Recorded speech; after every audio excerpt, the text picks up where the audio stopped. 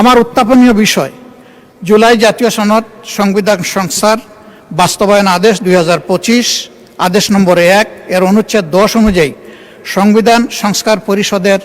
অধিবেশন আহ্বান প্রসঙ্গে আলোচনা উত্থাপনের কারণ, কেন আজকে আমাকে এই নোটিশটা দিতে হলো, এটাই দুঃখের বিষয়। জুলাই জাতীয় সনদ সংবিধান সংস্কার বাস্তবায়ন আদেশ 2025 এর অনুচ্ছেদ 10 অনুযায়ী এবং জুলাই জাতীয় সনদ বাস্তবায়ন আদেশ ও গণভোটের প্রদত্ত রায় বাস্তবায়নের লক্ষ্যে আইনে বর্ণিত সময়সীমার মধ্যে সংস্কার পরিষদের অধিবেশন আহ্বান করা হয়নি, যা 30 পঞ্জিকা দিবসের মধ্যে আহ্বান করার কথা ছিল। বিষয়টি মাননীয় বিরোধী দলীয় বিষয়টি আমি গত 15 মার্চ 2026 তারিখে সংসদে উত্থাপন করি। মাননীয় স্পিকার এই ব্যাপারে আনুষ্ঠানিক নোটিশ প্রদান করার জন্য আমাকে পরামর্শ দেন। মাননীয় স্পিকারের নির্দেশনা অনুযায়ী পরামর্শ অনুযায়ী কার্যপ্রণালী বিধির 62 বিধি অনুসারে উপরোক্ত জনগুরুত্ব সম্পন্ন বিষয়ে সংসদে মুলতবি প্রস্তাব উত্থাপনের নোটিশ প্রদান করেছি। এমতাবস্থায় জুলাই জাতীয় সনদ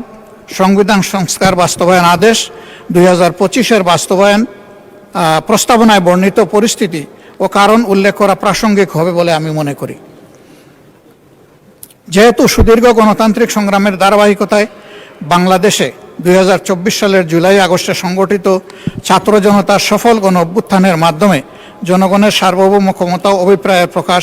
ঘটিয়েছে এবং যেহেতু উক্ত গণ অভ্যুত্থানের ফলে 5 আগস্ট 2024 তারিখে তৎকালীন ফ্যাসিবাদী সরকারের পতন ঘটেছে, 6 আগস্ট 2026 তারিখে জাতীয় সংসদ ভেঙে দেওয়া হয় এবং 8 আগস্ট তারিখে বর্তমান অন্তর্বর্তীকালীন সরকার, অর্থাৎ যে সরকার কয়েকদিন আগেই মাত্র বিদায় নিল,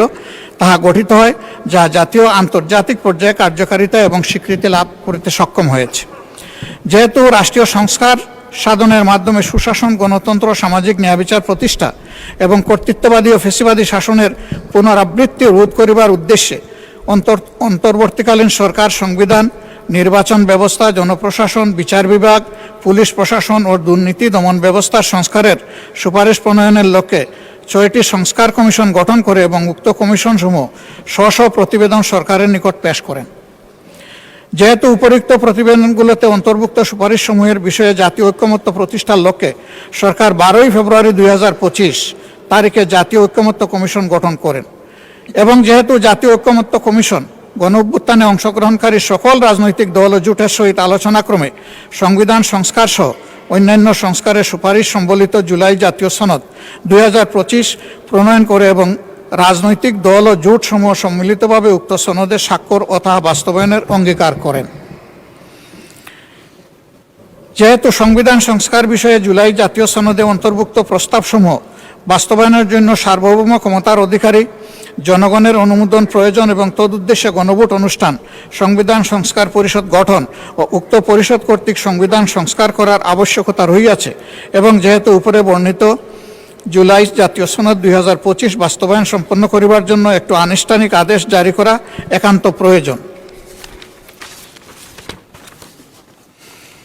সেহেতু 2024 সালের জুলাই আগস্টে সংগঠিত ছাত্র জনতার সফল গণ অভ্যুত্থানের মাধ্যমে প্রকাশিত জনগণের সার্বভৌম ক্ষমতা অভিপ্রায়ের ভিত্তিতে এবং অন্তর্বর্তীকালীন সরকারের পরামর্শ, মাননীয় সংসদ সদস্য, মাননীয় বিরোধী দলের নেতা, আজান পড়েছে,